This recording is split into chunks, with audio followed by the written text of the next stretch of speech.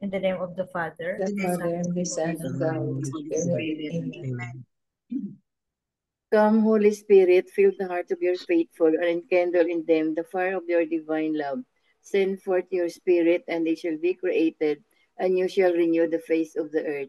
O God, the way the light of the Holy Spirit did instruct the hearts of the faithful, grant us by the same Holy Spirit to release what is right and just, always to rejoice in his consolation through Christ our Lord. Amen. Amen. Amen. A proclamation from the Holy Gospel according to John. Glory, Glory to to you, Lord. Standing by the cross of Jesus were his mother and his mother's sister, Mary, the wife of Clopas, and Mary Magdalene. When Jesus saw his mother and the disciple there whom he loved, he said to his mother, "Woman, behold your son." Then he said to the disciple, "Behold your mother." And from that hour the disciple took her into his home. The Gospel of the Lord. praise to you, praise to Praise you, to O you, Lord Lord Jesus Jesus Christ. Christ. The 3 pointers for today's Gospel. Number 1, in today's Gospel, Simeon, a devout man inspired by the Holy Spirit, prophesied that Jesus was to be the light and salvation for the Jews and all mankind. Number 2, Simeon also prophesied that Mary's acceptance of God's will would become a sword that pierces her heart at Jesus' crucifixion. However, in spite of her great anguish, she was still able to find the joy of being faithful to do God's will. Number 3, Jesus will always give us the strength to bear the pains that come from our anguish of living the Father's will. Like Mary, we too will also be able to find the joys of living in our fidelity to God's will. Amen. Amen. Amen. Thank you very much, Tita Ling. So today Okay. is we celebrate the feast day, no? The feast day of the seven sorrows of Mary. Seven.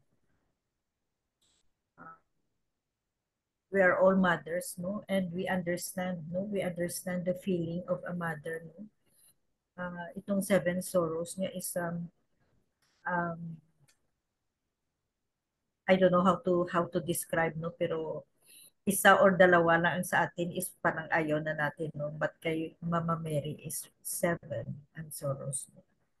Kaya ang tawag niyan is Dolorosa, Nuestra Señora de Dolorosa. um, Tito Mans, you have something to say? Okay.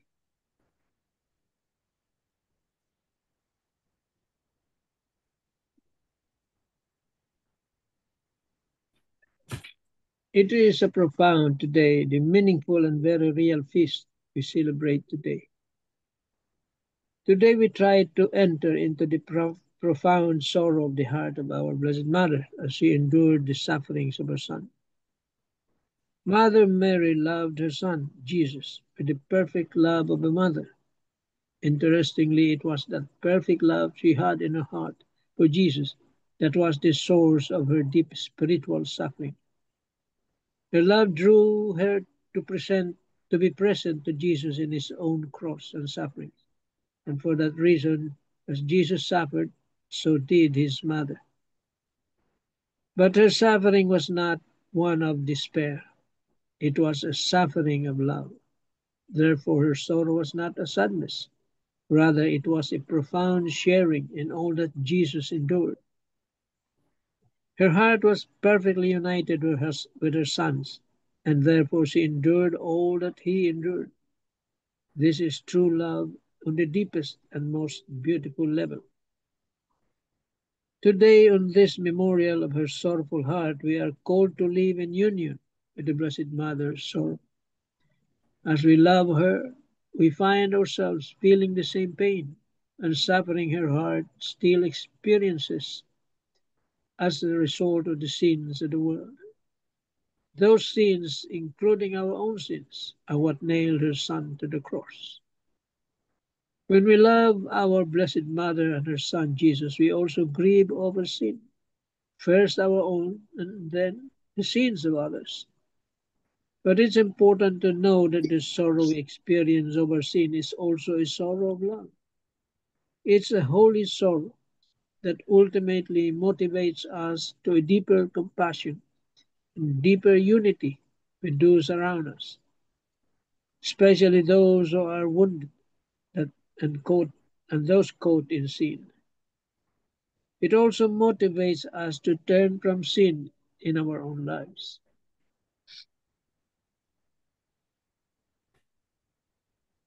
Reflecting on this, upon the perfect love of the heart of our Blessed Mother, that love is capable of rising above all suffering and pain, and is the same love God wants to place in our heart. Yeah, Blessed Mother, she experienced the pain, and yet she kept everything. She did not complain. She kept everything in her heart. And that is a sorrow there. See? 7 sorrows actually. Imagine 7. 7 balaraw o punyal na natarak sa kanyang puso. But she endured everything.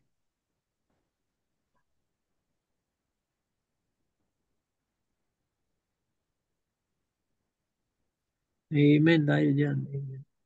Amen. Amen. Thank you very much, Tito Mons. Tita, Tita Sabine, you have something? Kamiyot.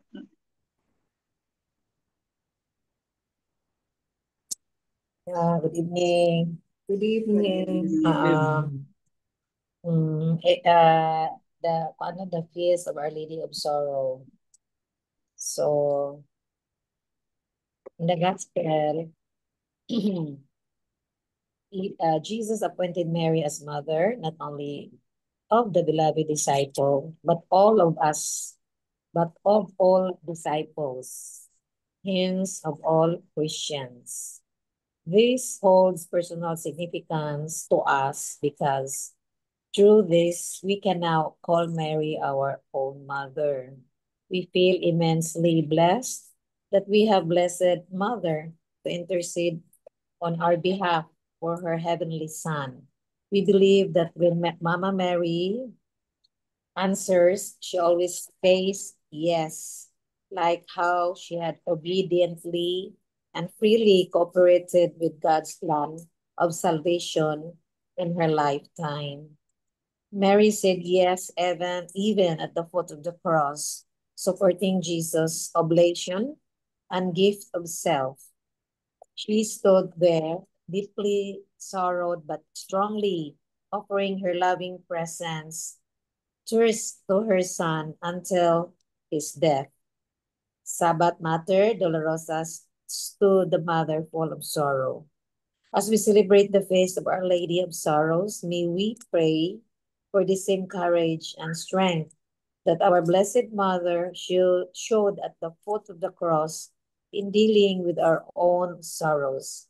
Like the Blessed Mother, our faith and love will shine through even in our times of sorrow. Like our Blessed Mother, on every occasion of our lives, may we always find our strength and courage in Christ Jesus. So, I can remember during Holy Week, there is a carol called Mother Dolorosa, no? Mother of Sorrow.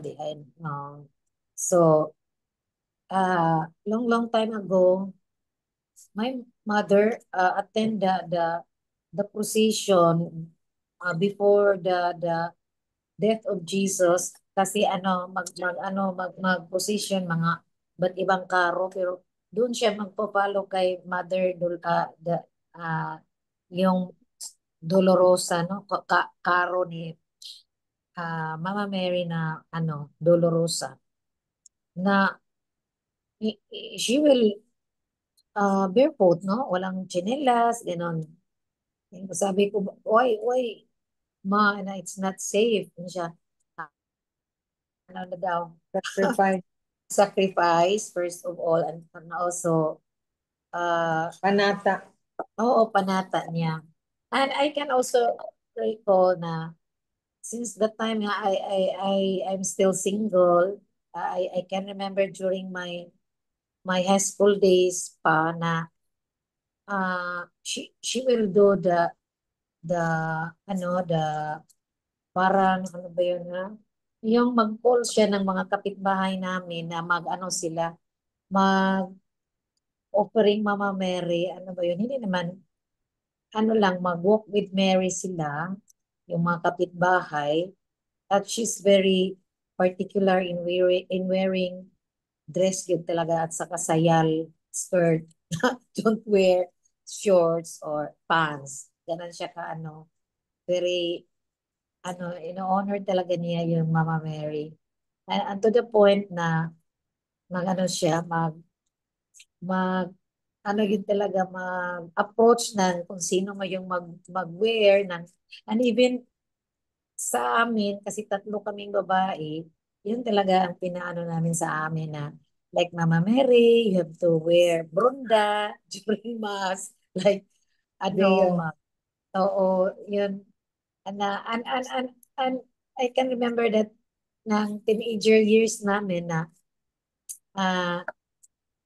kami, kasi nakatira kami sa barrio before, during our high school life, at saka magpunta kami ng mga like before it was called Bailihan.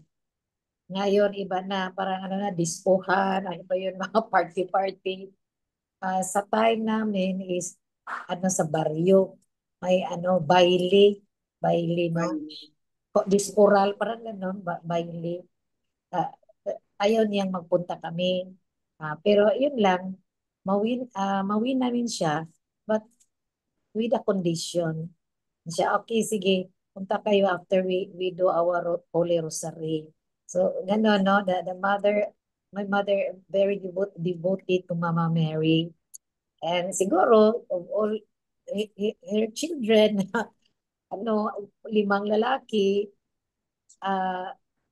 lahat naka-experience ng drug addiction, hindi talaga siya na we cannot hear our mother na mag-blame ng Panginoon, bakit meron siyang anak na mga ganon.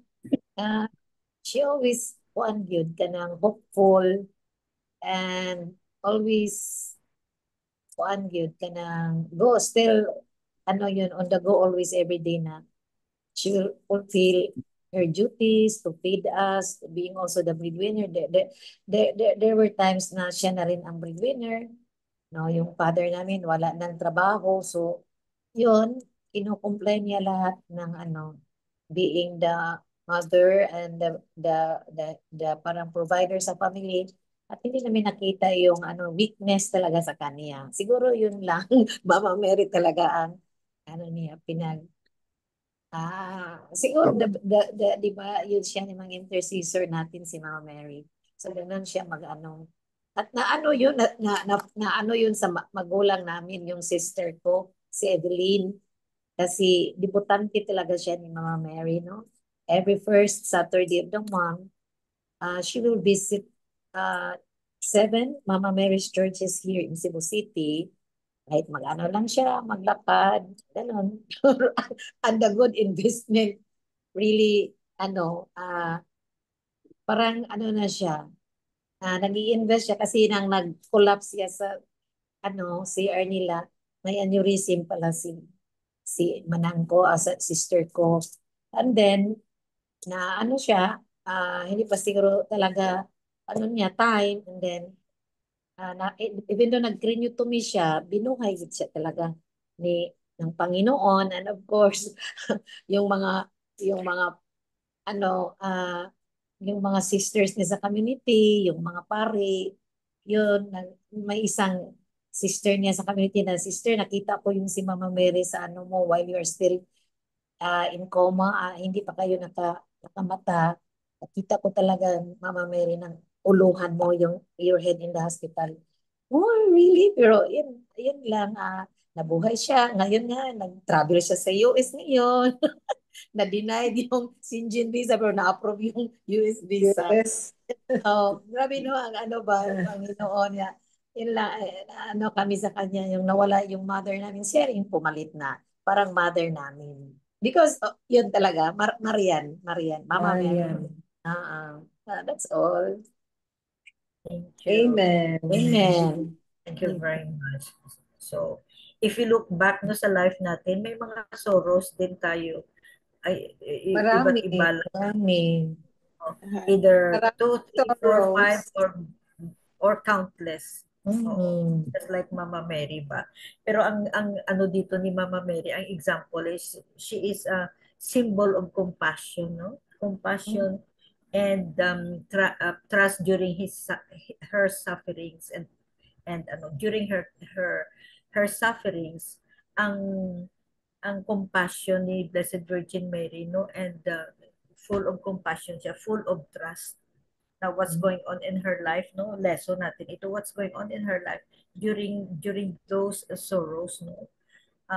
She's still clinging her faith and her trust to our Lord God. Yun ang ano natin na example when we are faced also with our own trials. Tita Helen or Belle? Helen. Tita Belle muna, please. Okay.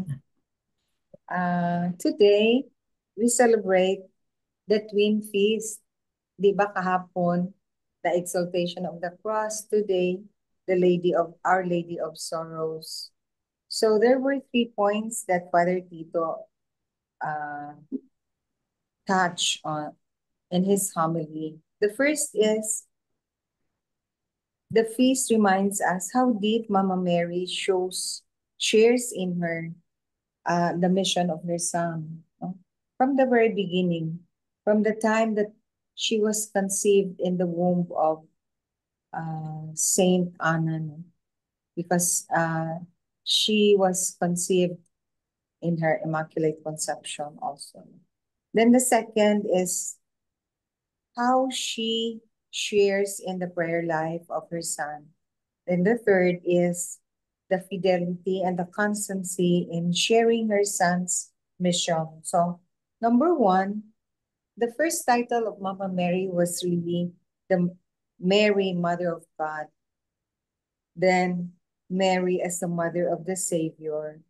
So, as I have said that, as Father Tito said, from the very beginning that we came into this world, we already had a mission.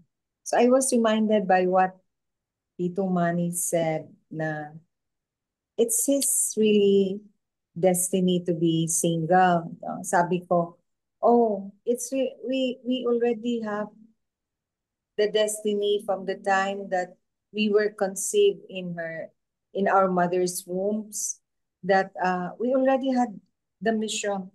What will we do in our lives? So, like Mama Mary, her Immaculate Conception, from beginning to the end, she shared the mission of her beloved son, from the cross, from the conception to the cross as Jesus' mission. Then the cross and the resurrection, because the cross and resurrection is really the evidences of Jesus' humanity and divinity. No, not even the miracles that he did. It was the Paschal mystery, the passion, the cross, and the resurrection. So Mary stood at the foot of the cross. Remember in the movie of Mel Gibson, the Passion of Christ, can you remember? I really remembered Mama Mary just in the background, no? From the time that Jesus uh, started his passion, no? The passion and the carrying of the cross, up to the nailing and the death on the cross, up to the time that the dead body of Jesus was taken down. handed to her. The Pieta, remember the Pieta? Pieta. Until the resurrection. In fact, Saint Ignatius, Mama Mary was there from the very beginning.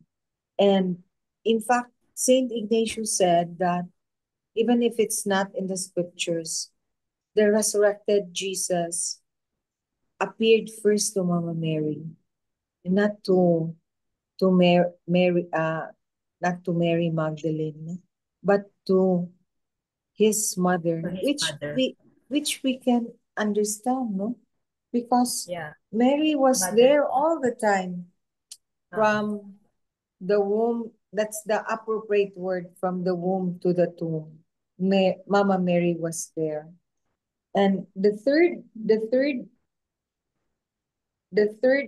point was how she shared deeply in the prayer life. Oh no, that's the second.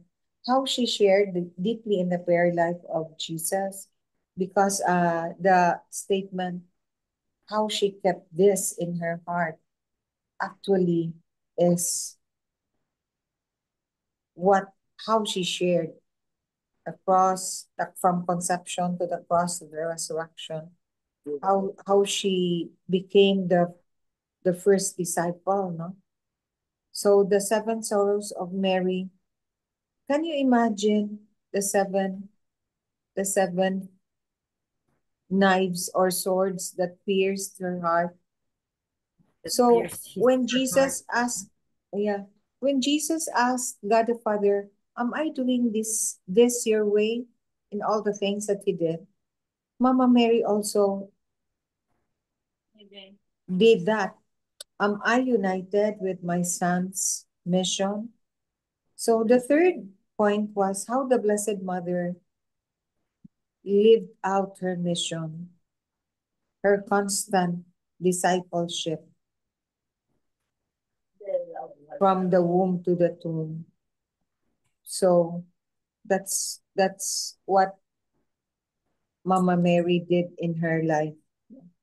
From the time that she conceived Jesus up to the time that Jesus had his death and resurrection, the passion, death, and resurrection. Mama Mary was constant and faithful to her mission. Amen. Amen. Amen. We could imagine, no, the feeling during the time she was as human as we are. Yeah. So with emotions, with feelings, with all her sorrow. So we could imagine, no, especially especially when she was there during the sufferings, no, and death of her son. Masakit siguro. Hindi lang sigurado. So, but she endured everything. Everything. She kept everything in her heart. Tita Helen, you have something? Ano muna? Pass muna ako, tita. Just listen. Si nanay. Kasuhin mo muna si nanay. No? So, that's the 7 sorrows of our Mama Mary, no? The first was the prophecy, no, of Simeon. Tapos, the flight into Egypt. You could imagine this. We just say flight into Egypt. So what happened during the flight? all the ano siguro no, the anxiety, all the Yeah. anxiety, takot sila, stressed out, pagod, That was gutom. in the movie Mary. No? Oo, yeah, oo. No, remember? Mm. Sa movie na Mary. Oo. So, and then the loss of Jesus, no? Jesus in the temple. How do you feel, no? If you thought your son was lost, no? For You 3 will days. also die. It's as if you will die. No? Yeah. Imagine Yung, 3 days bago nila oh, nakita. 3 days na wala. 3 days, and it was a long travel by foot. Travel. How many Oo. days travel? Ano daw, 1 day. 1 or 3 days. 3 days ata, no? Oo, na travel just to look for Jesus, no? And siguro kung ikaw siguro na modern time natin para kang sira ulo siguro na we every experienced that. I experienced that when we lost Dinky in Disneyland when he was still a little boy. And we lost him in Disneyland. Kami lahat, para kaming na psyche talaga. Imagine, we lost him and he was announced, it was announced in the ano, the microphone. We have a lost boy here in the counter. So sabi namin, oh my goodness, pag wala na, hindi namin nakita si Dinky, para kami namamatay lahat kami. Yeah, of course. So, imagine, yung Oo. mga fear ni mo ba, yung ng mga Disneyland. story na yung kidneys, yung mga organs, baka gin-kidnap, mga ganyan. i-kidnap ang bata, tapos kuna ng kidney, talaga nawala si Dinky Saan yun? Sa Disneyland dito sa California? Sa Disneyland ata sa Hong Kong ata yun yung first Disneyland namin. Oo. Parang sa Hong Kong or sa Singapore, hindi ko na maalala, parang sa Hong Kong ata. Talaga na and Dinky was just I think 3-year-old. Para kami talagang namamatay for a couple of hours. Oo. Si Mama Mary is 3 days na nawala Those si 3 Jesus. days, imagine, no? Oo. And then sa another town pa. Imagine. 11-year-old ba yun si Jesus? Ano pa? 12. 12-year-old. Kasi he was found debating with the debating na in the temple, no? high priests. Parang Oo. 12-year-old, oo. Maski na. So and then the other one is Mary meets Jesus on the way na. In the way to Calvary. So beaten, all blooded. Dies on the cross. The body was taken down from the cross and then laid in the tomb. So masakit, no, as a mother, masakit. So grabe. Ano natin is we pray for Mama Mary. We pray to Mama Mary that in times of our troubles and trials, no, we may endure also. And have faith and trust the Lord. Yun ang ano natin. Be strong. Stronger faith. Trust the Lord when faced with trials. And entrust to Mama Mary for her intercession. Amen. Amen. Tito Mash, have something to conclude? May comment lang ako. Sa case ni Tita Bell, it was the case of a missing mother. Hindi Ikaw ba? wala. Nagtanga-tanga ang mother, no, Tito Mans? Oo, nawawala yung mother ko eh. Nako, totoo. Siguro ang mother na din, na natanga-tanga sa nakita sa Disneyland. Nabuhian si Dinky. No, Even the grandmother, nagtanga-tanga din. Seriously speaking. I remember, of course, you also remember what the late Brother Elmer said for us to memorize. Siguro si Tita Grace, no? For John God so loved the world. 3:16. See, John 3:16. Oh, John 3:16. That is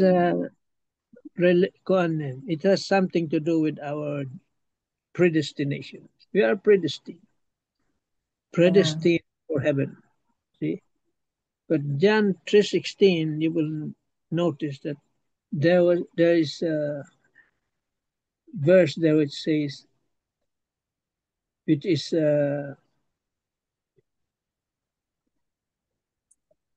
something we're not. We might have eternal life. Yes, that you might. You see, it's not sure. You might have. Eternal. Yeah, means but we your are part predestined to heaven. But we can still lose that heaven Because if we make of a our mistake. free will, no, Tito Because of the Man? free Yes, so yun ang makakasira dyan. Yung free will natin. But our home is heaven. Our citizenship is in heaven. Yes, it's up to Our us true whether citizenship is in we heaven. like it or not. He cannot force us. God cannot force you. He doesn't force us. Yeah. So, Amen. Amen. thank you very much, Tito Manny. So thank you very much for the reflections, no, and sharing, no, another beautiful gospel, beautiful message of the gospel. Amen. Amen. Amen. Yes. Lord, strengthen and surround us with your favor and kindness. Thank you that during times of difficulty and distress, you uplift and sustain us. Thank you for being our light and salvation. In Jesus' name, amen. Amen. Amen. Amen. And all together, please, glory be to the Father, to the Son, and to the Holy Spirit, as it As is it was in in the the beginning, beginning, now and ever shall be, world without world end. without Amen. end. Amen. Amen. In the name of the In the name Father, of the Father, the Son, Son, and of the Holy Spirit. Thank you all. Thank you Amen. very Thank you. much. Thank Thank you, you. everyone. Everybody. Yeah. Thank you. Bye. God Bye. bless us all. Bye-bye.